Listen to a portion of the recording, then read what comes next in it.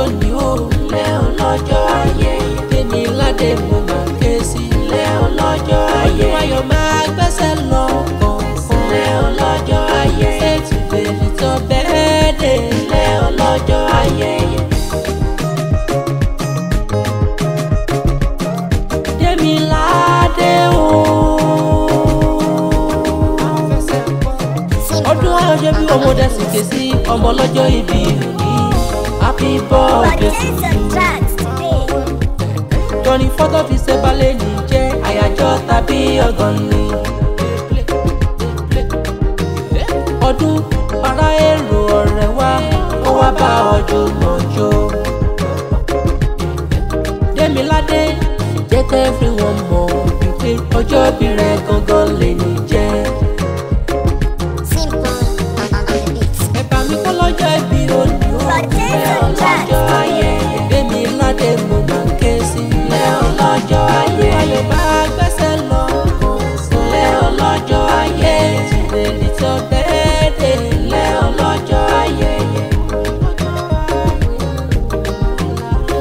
Tómi sí lókè pé mi ló lè wí pé ìmọ̀ kí ọ dáadáa. Olọ́dún ayọ̀ Demilade kò túbọ̀ ṣọ̀pọ̀ ọdún láyé. Ọdún ó àjò ṣáló ayọ̀ dájú wá pé kó padà sílé. Lábẹ́ bó ti wù kó rí sẹ́wàrọ́ náà gbé gbà dandan. Ìgbára òkè nílé o. Ibẹ̀ ṣá nílé fàdá rẹ̀ o. Bàbá òde bẹ̀yọ̀ bá lọ kí wọ́n láyé rẹ̀. Ọmọ wọn nígbàrà òkè. Ọmọ ẹlẹ́yẹlẹ́yẹ ń ṣe wẹ́yẹwẹ́yẹ.